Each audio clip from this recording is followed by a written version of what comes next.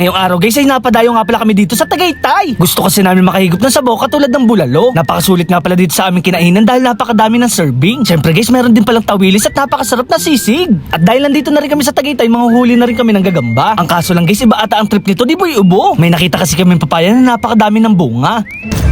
Ano, kunin natin. Pantinola din yan. Ano? Tara! Ngayong araw nga pala ay magro-road trip na naman ng buong Team Dugyot sa malapit. At syempre guys, mawawala ba naman si Aling Regina? Disperas na nga pala ng piyesta dito sa aming barangay. Mga ilang minuto na nga lang ay mag-uumpisa na ang parada. Mabuti na nga lang maaga kaming umalis dahil maabutan kami ng traffic. Hindi na nga pala namin sinama si Boy Skincare dahil busy siya sa kanyang business. Una nga ay dumaan muna kami dito sa may SM. Tatagpuin kasi namin si Chanda Rider na isa rin Team Dugyot. Dati nga rin pala siya nagbablog noon pero ngayon tumigil na. Dahil ako nga pala ang driver, nakaramdam nga pala ako ng gutom. May siomay nga pala dito mukhang masarap at pwede ng pantawid ng gutom. Ito nga pala ay kailangan ko dahil maglo-long ride pa kami sa malayo. Manunood pa sana kami ng sine, ang kaso lang biglang nagbago ang kanilang isip. English daw kasi ang movie, baka hindi namin maintindihan. So paano guys? Tara! Dahil galing nga pala kami ng SM, dito na kami dumaan sa may Kalak. Shortcut na nga pala to paakit ng Tagaytay. Dito nga pala kami pumunta sa may Mahogany Market. Masarap kasi ang bulalo dito at napakainit. Pagpasok nyo nga, tatambad sa inyo ang napakaraming kainan. Pipili na lang kayo kung saan nyo gustong pumwesto. Dito nga pala kami dinala kila Ate Bechay at Kuya Vic. May mga iba't ibang putahe nga pala dito na inyong makikita. Kaya naman guys, agad na kaming umorder. Si Boy Ubong nga pala ay gustong gusto ang bulalo. Tagal na nga pala siya nag-crave nito na para siyang naglilihi.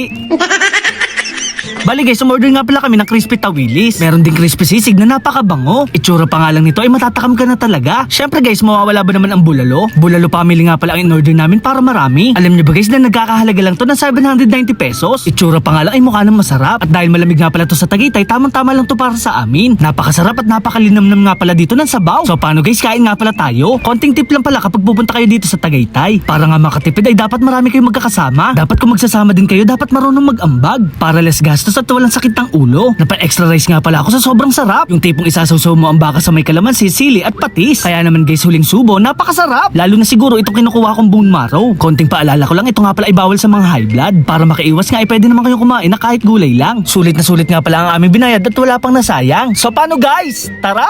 Naisipan naman namin magkape dito sa may Starbucks. Ang kaso lang guys, mukhang marami ang tao at mahaba ang pila. Kaya naman nag-drive-thru na lang kami dito sa may McDo. Bigla nga pala ako nagulat dahil merong mga bagay na gumagalaw sa may bandang taas. Ito nga daw pala ay isang makinarya na nakakatulong sa trabaho ng mga tao. Para nga makatipid, nag-order na lang kami ng coffee float. 79 pesos lang pala to at masarap pa. Kami nga pala ay magkakape sa aming tambayan. Dito lang pala yan sa may ibabaw ng tulay. Ito nga pala ang tinatawag na kay Kulot Bridge. Masarap nga pala tumambay dito dahil napaka-presko at napakatahimik. Kaya naman guys, tamang food trip na naman ang mga ipis. Tamang-tama lang pala tong ambience para sa amin. Pwedeng-pwede ka nga rin pala dito sumayaw na kahit kailan mo gusto. Hindi naman magpapatalo si Aling Regina at si Boy Ubo. Habang nandito nga sa Tagaytay, naisipan namin maghanap ng gagamba. Kami nga pala ay nagbabaka sakali na merong makita. Kapag may nahanap nga pala kami, agad namin tong ibebenta. Buong akala ko nga ay nakakita na ng gagamba si Boy Ubo. Ang kaso lang guys, iba pala ang kanyang gusto. Ito nga pala ay puno ng papaya at napakaraming bunga.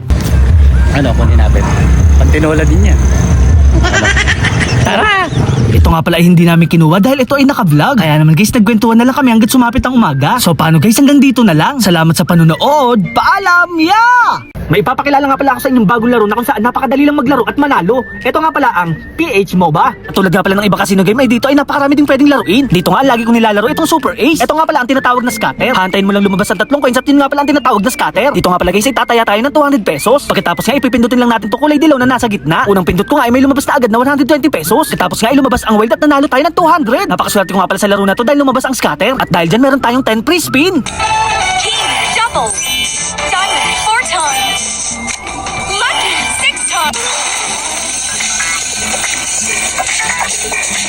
Napakadali lang din pala dito mag-withdraw. Pindutin lang natin 'tong babae sa taas. Tapos withdraw. Pindutin lang natin 'tong plus at may lalabas na. Gamit nga pala ang GCash at Maya ay pwede na tayong mag-withdraw. Ilalagay lang natin dito yung ating contact number at yung password. Napakadali lang din pala mag-deposit. Gamit nga lang din pala ang Maya at GCash ay makakapag-deposit na tayo. Pwede nga pala dito mag-deposit ng 50 hanggang 50,000 pesos. Napakadali lang din pala dito mag-register. Pindutin lang natin 'tong register. Maglagay lang tayo ng username at password. Tapos ngayon makakapag-register na tayo. So ano pang hinahantay nyo guys? Maglaro na kayo ng PH MOBA. Paalala ko lang, bawal nga pala to sa mga bata. Nasa comment section ko nga pala yung link.